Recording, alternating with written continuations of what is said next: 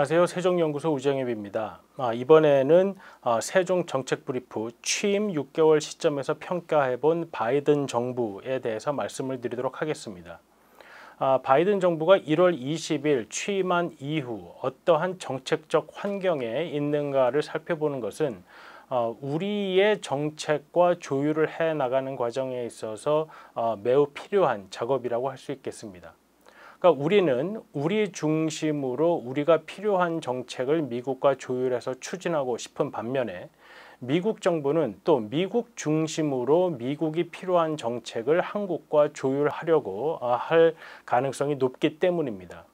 그렇기 때문에 바이든 정부가 어떠한 정책을 추진하려고 하는지 또 어떠한 정책을 추진하고 있는지 살펴봄으로써 과연 우리와 관계된 부분의 정책에 대해서 바이든 정부가 얼마만큼 정책적인 자산을 사용할 것인가 하는 것을 살펴보는 것이 중요하다고 하겠습니다. 특히 대통령의 시간과 정치적인 자산은 한정되어 있기 때문에 대통령이 직접 어떠한 정치적인 결단, 정책을 수행하는 소위 탑다운 방식의 정책은 그 수에 있어서 한정이 될 수밖에 없습니다. 그만큼 대통령의 시간과 정치적 자원이 한정되어 있기 때문인데요. 이러한 대통령으로부터 직접적으로 기획되고 실행되고 추진되는 탑다운 어젠다가 아닌 다른 정책들은 관료들에 의해서 상향 추진되는 소위 바텀업 방식으로 절차에 따라 관료들의 관성에 의해 추진될 수 있습니다. 그렇다면 미국 대통령인 바이든이 취임 이후 어떠한 정책을 직접 대통령이 추진하고 있었는가를 살펴보는 것은 미국 대통령이 어떠한 의제의 시간과 정치적 자원을 사용하고 있느냐를 살펴보는 중요한 요인이 될 것 같습니다. 바이든 대통령은 지난 1월 달에 취임한 이후에 총 7가지 어젠다를 바이든 해리스 정부의 정책 우선순위라고 발표한 바가 있습니다. 첫 번째 이제 코로나, 코비드-19, 두 번째 기후변화, 세 번째 인종적 평등, 네 번째 경제, 다섯 번째 보건, 여섯 번째 이민, 그리고 일곱 번째가 국제사회에서의 미국의 지위 복원입니다. 총 7개의 어젠다 중에서 대통령이 직접적으로 추진하겠다라고 밝힌 어젠다는 국내 문제에 6개가 들어갈 정도로 집중되어 있습니다.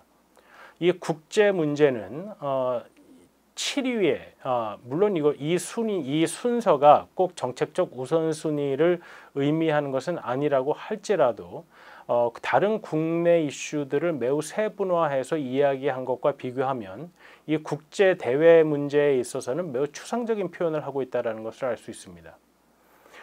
현재 미국의 정치는 매우 양분화, 특히 당파적인 그러한 환경이 조성되어 있기 때문에 대통령이 추진하고 싶다고 하더라도 그것이 의회에서 법안으로서 통과되기는 매우 어렵습니다.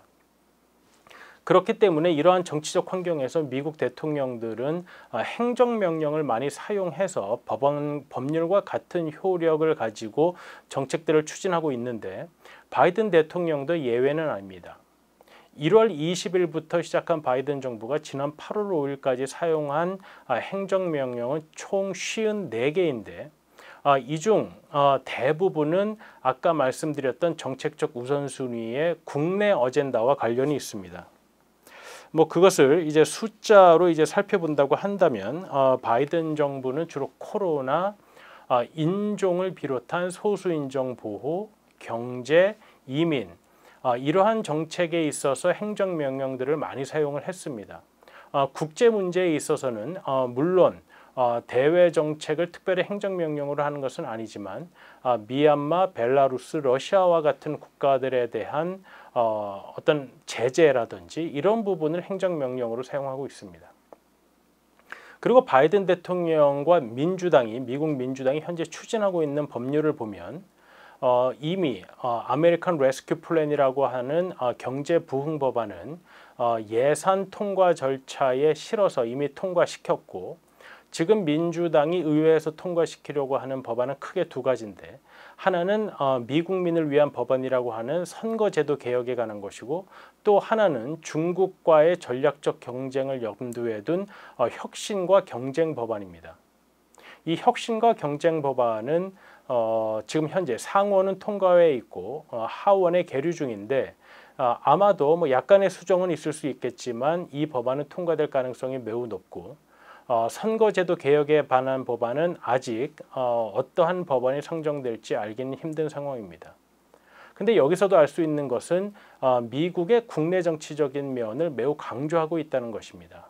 선거제도와 관련한 것, 그리고 미국의 경제 부흥과 관련한 법안은 말할 것도 없고, 혁신과 경쟁 법안 역시 중국을 겨냥으로 한 것은 분명하지만 미국의 경제와 어떻게 연결시킬 것인가 하는 부분이 매우 자세하게 나와 있습니다. 그렇다고 본다면 바이든 정부의 이러한 정책적인 환경, 정치적 환경, 그리고 정치적, 정책적 우선순위를 고려하였을 때 과연 한국 문제는 어느 정도에 위치할 것인가 하는 것이 우리의 고민입니다. 한반도 문제라고 한다면 한미 동맹 문제가 있고 대북 문제가 있을 수 있는데, 한미 동맹 문제는 지금 전작권 문제, 한미 연합 훈련, 그리고 방위비 문제, 그리고 이제 미국의 정책에 대한 한국의 동조 문제, 이러한 것들은 보다 더 장기적으로, 그리고 트럼프 때와 비교하면 큰 문제 없이 정책적인 조율이 이루어지고 있다고 볼 수 있겠습니다. 중요한 것은 대북 문제인데, 지금 말씀드린 이러한 미국의 정치적 환경, 특히 아직까지 코로나 확진자가 많이 나오고 있고 선거 제도에 관한 이러한 치열한 당파적인 다툼이 계속되고 있고, 또 중국과의 전략적 경쟁이라는 큰 환경 하에서 움직이고 있는 미국 입장에서는 현재 북한에 대해서 어떠한 선제적인 조건을 제시하면서 협상을 할 만한 그러한 정치적인 환경이 조성되어 있지 않다고 볼 수 있을 것 같습니다.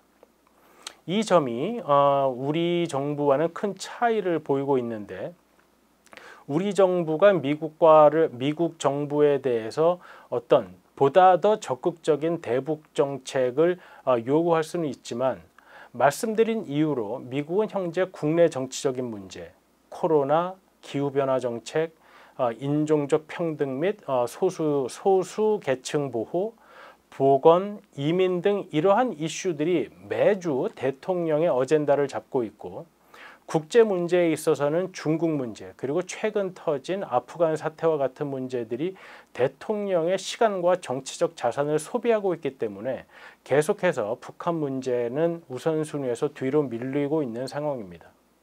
그렇기 때문에 앞으로 한미 간에 이 한반도 한미 동맹 문제와 대북 문제에 있어서 어떠한 정책적 조율이 가능하겠냐라고 본다면, 우리 입장에서는 바이든 대통령이 직접 나서는 소위 탑다운 어프로치, 이런 정치적 결단을 내려주길 바라지만, 현재의 정치적 상황에서는 관료들이 추진해서 아래에서 위로 올리는 바텀업 어프로치가 채택될 가능성이 매우 높다라고 보여집니다.